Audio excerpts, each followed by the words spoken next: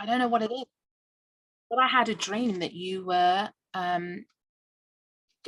pregnant or you're gonna have a baby. And I was like, no.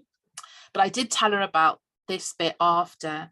So anyway, a month later, I fell pregnant. So and so that was definitely interesting. uh Very shocked, but also very scared, because we've been here before 3 times before, and we've been here 3 times with successful pregnancy and 3 months not having a successful pregnancy. So the Lord gave me some things to do.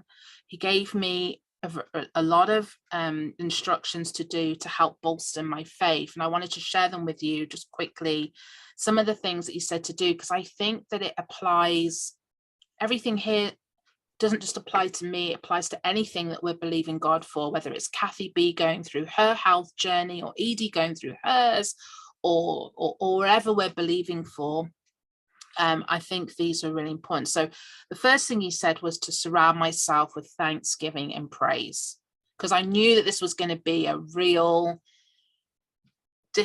potentially difficult journey. So he said to surround myself with thanksgiving and praise. He also told me to complete my own delighting and desiring wheel, if you remember that, basically to get me to check in with the statements I might be saying in my mind that, okay, I must have this baby and it has to be this way and it's got to be that way, and if it doesn't go that way, then I'm gonna blame myself, or if I lose this child, then it's my fault, basically. So I had to deal with that as well, and set my mind on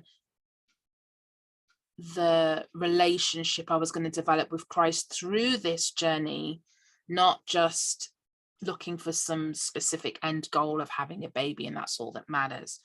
To continue on developing the fruit of the Spirit in my soul, because as we know from the Thrive studies, we already have this fruit of the Spirit in our spirit, but it's getting it through to our soul that matters. So love, joy, peace, gentleness, self-control, patience, which is a big one for me. To be in thanksgiving for my body. So for those of us who have health issues or conditions, just being in thanksgiving for my body and how God's made me, and doing that regularly. To set my mind above, remembering, in my case, the rainbow of promise of the Lord. If you know about babies born after a miscarriage or a loss, they're called rainbow babies. Remembering of God's promises and not focusing on what's going on in my womb, but just setting my eyes on the Lord. And to really place my hope in God, and that this would be a training practice for faith. Before I left Inner Circle, we'd just done a season about faith. We were talking about faith a lot. And I really felt that this was going to be a really good practice ground. So rather than seeing this as a potential problem that could ensue, it was more seeing it as an opportunity to practice what I've been learning with the Lord, and believing what I don't see, what I wasn't seeing yet. And then I love this priestly blessing or benediction. It's in Numbers chapter 6, and it's also a song. I'm not going to sing it, but it's also a song. And it says, "The Lord bless you and keep you. The Lord make his face shine upon you and be gracious to you. The Lord lift up his countenance upon you and give you peace." And then if you know the song, I think it's Carrie Joby that Job sings it. "And may his favor be upon you and 1,000 generations and your family and your children and their children and their children. May his favor be upon you." Yeah, and it repeats it. And so I'd have that song playing regularly. I'm a big believer in songs helping me renew my mind. But at that stage, I really just didn't think that I was going to see, we don't know how long the Lord's going to tarry, right? But not going to see any kind of generations going on here with this pregnancy. And actually to listen back to teaching from the Inner Circle that I myself had taught on faith, because if those of you know that when you teach, you're actually learning yourself, and the Bible says that those who water, they themselves shall be watered. And I found that when I'm even putting this together for you was exceptionally healing for me, exceptionally healing, and learning. So the other interesting, and this full of miracles and bizarre things that happen with this, but one of the things the Lord said was that this would be okay, awesome, that this would be an April rebirthing. Now, I don't think I've shared this with any of you before. So, and I got Matthew's permission to share this as well. One of the promises God gave me that she'd be born in April, and it would be a healing thing for us. So one of my miscarriages was at 11 weeks, and I actually started to have the miscarriage on Matthew's birthday. So we had several years ago, so we'd literally got back from celebrating his birthday and celebrating the pregnancy that week, because I was 11 weeks, and that weekend we were about to announce it to our family, and sadly I started to lose that pregnancy. I ended up in hospital with it as well, for a couple of days, and so God told me that it would be a redeeming of that time, because what would happen is every time Matthew's birthday would roll around, that memory would come back up. And in fact, for a couple of years, any kind of birthday or Christmas or celebration, I would think, well, that baby would have been here if he or she was still alive. And I would go up in my room on what should be a happy occasion and be crying, you know, because it was just so much to deal with. And poor Matthew, you've all met him probably by now, and you know how much of a man of faith he is. Anything that kind of veers off the opposite way, actually, for evangelists, for pastors and ministers, it's actually really hard, because you have so many questions going through your mind, and there's a lot we don't share because, you know, we're thinking everyone else's faith, not really ours, you know. But it was really hard for him, and so God kept reminding me. So the doctors told me she'd be born on, well, the due date was April 9th. I actually thought she was going to come at the end of March. Those who know, I was like, yeah, she's coming before April. I know it. But the Lord would keep reminding me, I told you she'd be born in April. And he never actually gave me a specific date, obviously. But obviously she was born the day after his birthday. And that this year we actually got to celebrate their birthdays joint together. And it was got him a cake made, and there's a picture of him holding her, and that's the photo print on front of the cake. And it's just such a healing process. And again, just something God promised right from the beginning. We would have never known she was going to be born anywhere near his birthday, especially as my last son came on the day he was due. So we never thought we'd go over at all. But, you know, Isaiah chapter 60, verse 18 says, no longer will violence be heard in your land, nor ruin or destruction within your borders, but you will call your walls salvation and your gates praise. And when we know we're the temple of God, for me, that's a promise that no matter what we're going through, there is this place where the walls of the temple will be called salvation and the gates will be called praise. And I just love that verse. So 2 Timothy chapter 2 verse 13 says, if we are faithless, he remains faithful, for he cannot deny himself. So I've had people ask me, was I scared? Isaiah, what did I say? Isaiah, why can't I see it now? Isaiah 60, 18. Kathy, 60. Oh, 60. 60, yeah. Okay, and 2 Timothy? Chapter 2, verse 13. If we are faithless, he remains faithful. So people have asked me, was I scared? Yes. you know, I have to be honest, for the first 12, Kim may know some of this as well, but for the first 12 weeks,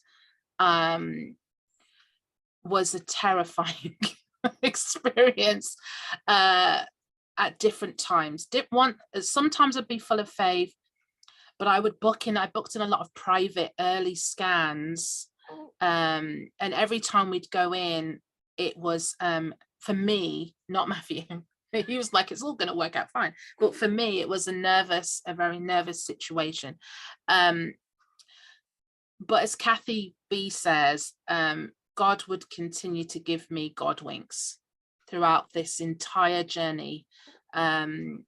So I booked a couple of scans, admittedly, because out of fear, just out of fear. And the Lord, I went to the scan and everything was fine, of course. But afterwards I felt bad because I said to the Lord, I should have used faith. I should just believe what you're saying to me instead of, you know, going, I need someone else to tell me that what God is saying is true. And God said to me, don't worry, you're going to have plenty of opportunities to exercise faith in this journey. It's okay. This is not the one and only opportunity. You're going to have plenty. And it's funny, but the enemy then started to lie to me and make me think, oh, is the Lord saying that because bad things are going to happen that I'm going to have to exercise faith in?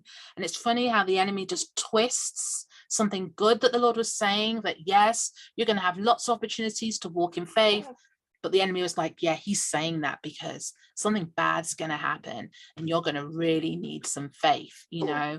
And he would put lots of lies in my mind that if I lost this baby, that's it. I would have to be admitted, you know, to a mental institute because I'm never going to cope, and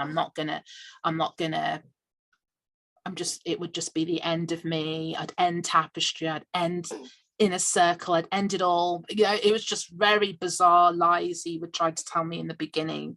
But the verse I stood on a lot was that man does not live by bread alone, but every word that proceeds from God's mouth. Because the biggest lesson I've learned in this, that it can't be based on what we see in the natural, or even it got to the stage of how many kicks I started having and whether I was feeling movements or not. And they get you to count kicks. I'm not sure if you've all had babies except for Kathy and Chris, but now these days, not with my previous pregnancies, they get you to count. You have to count the kicks every day, twice a day, because of the risk. They always say it to you every appointment, are you counting the kicks? Because babies can be stillborn, and you need to tell us how many kicks you have. So you have to lie there and count the kicks for like an hour or half an hour, and then total up all the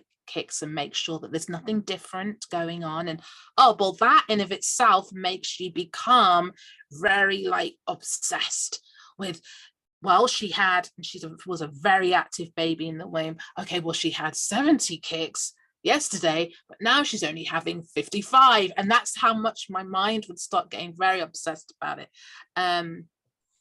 But I have this quote, and it's about faith, and it says, this person was saying, one of the things that has helped me to operate in faith is to recognize that when I'm believing God for something, I'm not believing in something that doesn't exist. I'm believing in things that are already realities in the spiritual world. They may not be able to be seen, but they do exist. And if you can understand that faith is just reaching over into the unseen realm and bringing into reality things that do exist, they're just spiritual realities. It will start to change the way you see God. So it's not that people say, well, are you saying I should have blind faith? Well, no, it's not blind. It's already a reality in the spirit. It's just that our faith is kind of that anchor point that brings that reality into now. And that's by our spirit, we have the ability to not just base on what we're seeing, feeling, hearing, touching in the natural.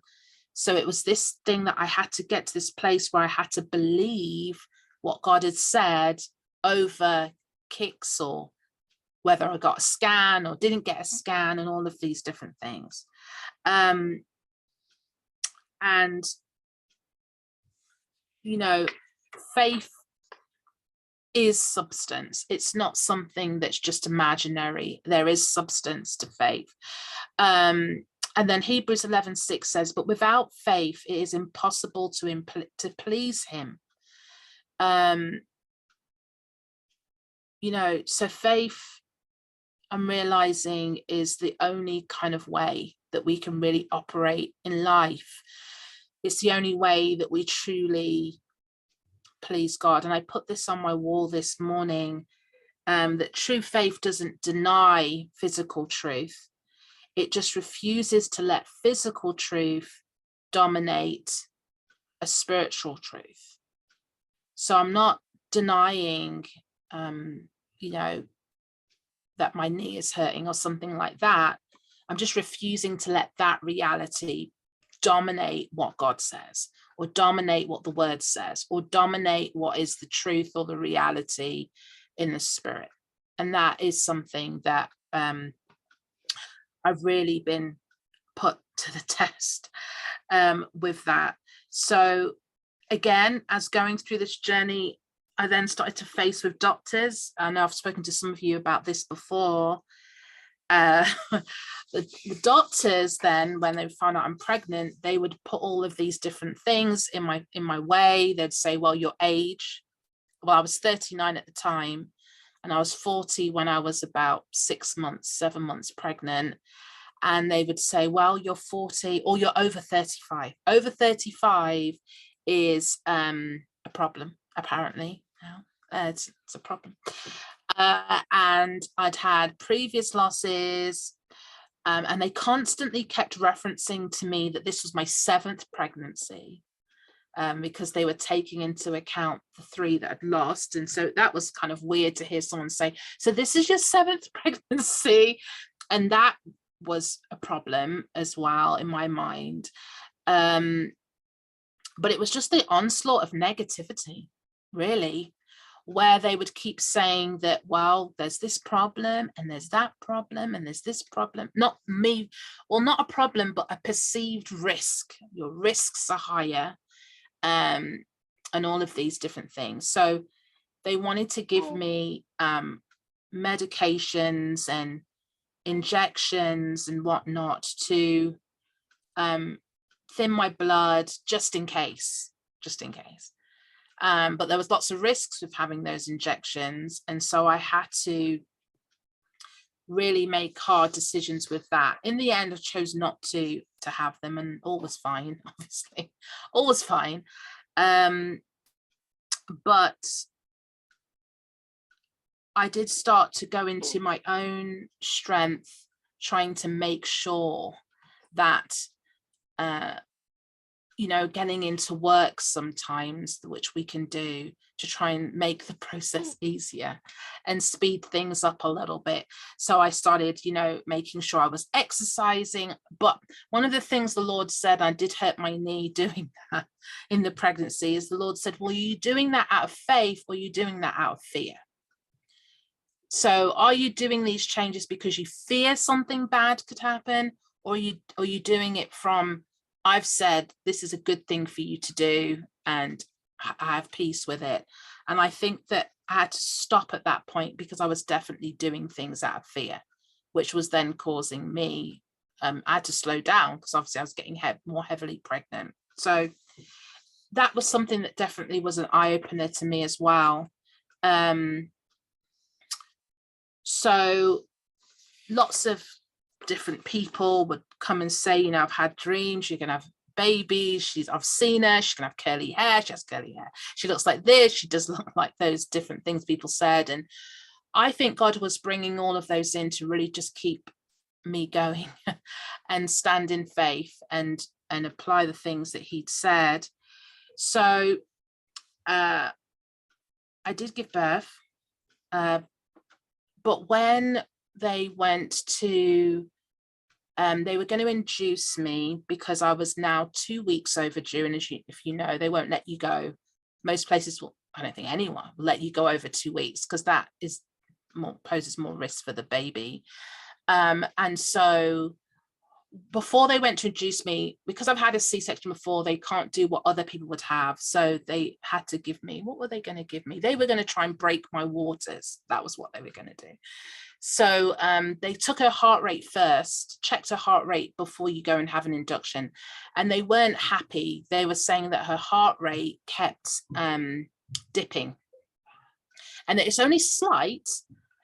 I'm very grateful for the doctors here. This may not have been picked up in London. And London is just a lot more busier and a lot more fast paced. They don't have the patience and time necessarily to observe these things. I should add that the hospital I gave birth in was actually under review, sadly, because they had made a lot of mistakes and a number of babies had died. So I was also dealing with that in the press as well. Very big press at the exact time I was meant to give birth, that they were charged and fined for the death of about 200 babies over about 20 years. So that was also not good at all. But because of that, that meant that they were very, very on the ball, because they couldn't actually have anything bad happen now, especially as they were in the headlines in our news in this country. So they actually had fantastic nurses, and they picked up that something was a little bit off with her heart rate. So they just said, we're not comfortable to induce you down here. We need to send you to the delivery suite, and where they can monitor you, continuously. So they were saying, look, we don't know why this is happening, but it's best that we don't wait. It's best that we probably consider to have a C-section. Well, I was like, I don't know about that. That's not what I signed up for. So they said, okay, you know what? You're dilated, if you know what that means. But they were saying, we'll try and break your waters. And they couldn't break. They couldn't. And they finally was able to do one little pierce to break my waters, but nothing really happened. And then within about 10 minutes, all I know is this, that alarms started going off everywhere and people started running in, and her heart rate started to crash.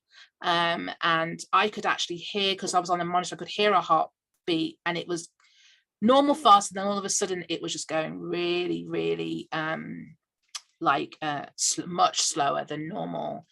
It went from like 100 and I don't even know what it was now, definitely in the hundreds, and it went down to 50. And so red alarms started going on, and they were just like, we've got to get her out now, like right now. And so that was incredibly scary. But I still had this sense of peace. And I do think it was probably because of all of the things that I was doing before. Like the Lord got me to make a wall of affirmations of all of the promises of all of your lovely things you wrote in the book that you gave me at the baby shower. And I had all those things with me, and I was meditating on those things. And actually just before I went into the hospital and I was sitting in the car about to go, the Lord did get me to declare Psalms 91 over me and Elizabeth. I now know why that was, but he got me to speak that and pray that over myself. She was they did an emergency C-section, and they actually said that the cord was wrapped around her neck and her foot. So every contraction I was having, it was pulling the cord tighter. So if I had gone into natural labor, she probably wouldn't have made it, because it would have just made it worse. So I was just in shock when we heard that, and that took a lot of things that took a long time to process, actually, that she could have potentially died. That the Lord told me to stop saying that now, because one of the things the Lord showed me was that his hands were really on her, and his angels were with her, and he wasn't going to let anything happen to her. That anything happened to her. So that was really powerful, and that gave us a lot, or gave me at least initially, a lot of peace. So yeah, that was it. And we came home, and obviously I had to recover from the C-section, and she was fine. She's fine. It just took me a bit longer to recover from the C-section. But one of the things I noticed is it didn't kind of end there. I thought that, oh, giving birth, now it's fine. She's here. We're fine. We're home. Everything's fine. Didn't stop there. I think what happened for a few weeks is I was very concerned. Well, the devil must be really angry now, right? He must be really angry. And what if something happens to her, as she's just been born? And that's what I was concerned about, that, that something bad was going to happen. And I think the whole point of that, I think the Lord was saying to me, was that it's more important to stand in faith, regardless, because just because we may get the end result doesn't necessarily mean that the fears or the worries or the concerns go. And the only thing that's going to bring peace is walking with the Holy Spirit and listening to him and what he's got to say and what he's teaching.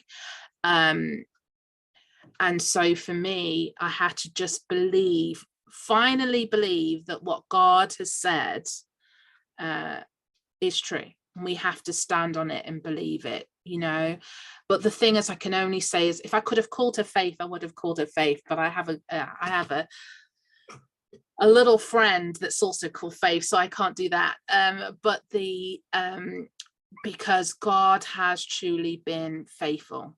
And I think the things that I've learned through this journey and the miracles, and that's not even half of it, to be fair. There's a lot of things that happened that really just confirmed that God is with us no matter what we're facing.